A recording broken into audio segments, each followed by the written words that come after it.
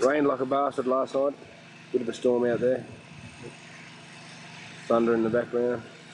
Can't really see too much. Looks like we're going to cop it again. Bit of sky, bit of ground. Right, everything's done. And there we have those. We're putting the top layer on the wall. We're going for a closer look.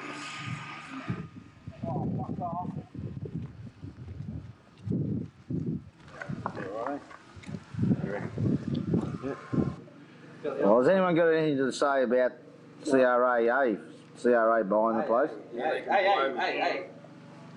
Who's talking here? As Mimi would say on... Come on, let me swim around. Well, what Drew Carey show? As Mimi would say, bite me. Sacked miners have posted the longest picket in the black coal industry, determined to get their jobs back.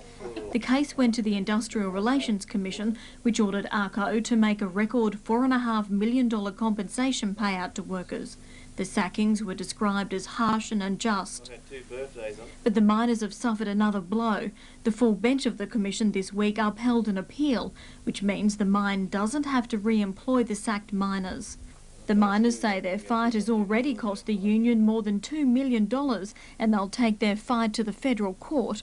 The union says it has the support from workers around the nation. We're very disappointed in that decision, the way it went. We feel we've had every right. We've won all the decisions in the past. They want nobody that's union-minded. No matter how you work, they want no one that's union-minded. Some of the people that they've lined up for these new jobs are the sort of people you would find asleep. And they were not the best workers, but they say yes to the company and they'll be re-employed. I think for the Australian worker it's a terrible decision. Basically one of the main attractions unions offer to people is to be able to protect them. In December 1998, 14 months after the dismissal, the dispute took a dramatic turn. A Rio Tinto company, Pacific Coal, announced that it was buying the mine from ARCO. A day later, a full bench of the Australian Industrial Relations Commission handed down a decision overturning the order for re-employment. The union immediately appealed, but in the meantime there was no order requiring the sacked workers be re-employed. Rio Tinto also refused to re-employ the former workforce. It employed a small number of miners who entered into a non-union agreement with Rio Tinto. The focus of the dispute turned from legal action to direct action.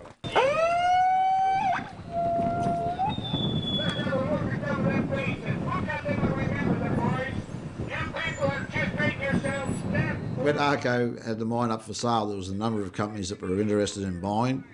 One of those companies, who remain nameless, they actually went to the stage of having a draft enterprise agreement with us.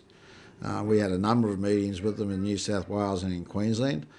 So when the mine reopened, if they got it, the agreement is in place and people would be employed straight away. Once ARCO actually heard that that was the case, that this company had talked to us and was going to start up with a union agreement, they cut off all further negotiation with that company and then decided to sell it to Rio Tinto.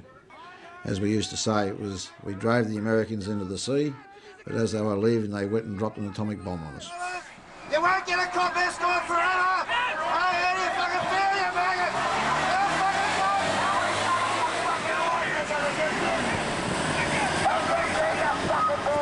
Where are the cops then? We relied on the local lodges initially to send supporters over to stand on the line, in which they were more than happy, and we were more than happy to see them. They came in big numbers. Initially it was the Crinum people that were the mainstays. They were only a couple of k's up the road, and they came down in shifts to stand in the line and get arrested. In fact, I think about 2/3 of the workforce at Crinum did get arrested at some stage. As well as Crinum, we had our friends, especially from North Goonyella, who bust down shifts of people from Mackay, which was very good because North Goonyella were very much one of our more supportive lodges. They came down a number of times during the 18 months where it was just us on the picket line, and we'd like to thank them very much for that because their visits were very inspiring, and they certainly came down in large numbers to get arrested As well, we had lodges from Ipswich lodges came up, and yes, it was very much all hands on deck when it got serious. We had a number of other unions and divisions within the CFMEU come up and support us. Construction division in ACT in Western Australia, they were always very generous with their time and people, and especially money. If it wasn't for the Western Australian Construction Division, children would have had a very poor Christmas in '98. And of course our friends from the MUA, they came out in large numbers from all over the country. They came and stood with us. We actually had a long relationship with the MUA, our MUA friends. They were the first union to come up to Emerald. They came up in the very early days when we were having lots of troubles with the security, and next thing we knew there was a busload of MUA members that turned up in Emerald, and they certainly put the wind up the security guards, and we really couldn't believe that they came up to the edge of the desert. And we responded in kind when they went through their big maritime dispute. As well as that, we had meat workers from Rockhampton, the construction workers, they flew up in a DC-3 from New South Wales. It was just very, very surprising and very, very pleasing as to how many friends and comrades you've got out there. And one of the things I've taken away from the dispute is the fact that when it comes down to it, that the working class will stick together and will help each other. And I think that one thing Johnny Howard has done is he's definitely made people make a decision about where they stand.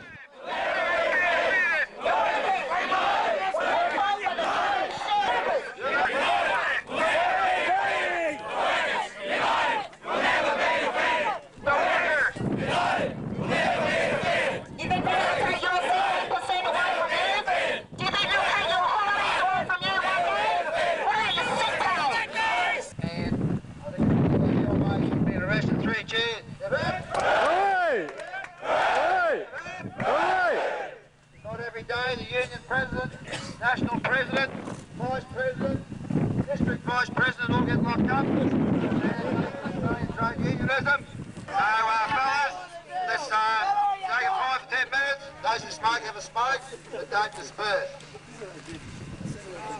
Workers!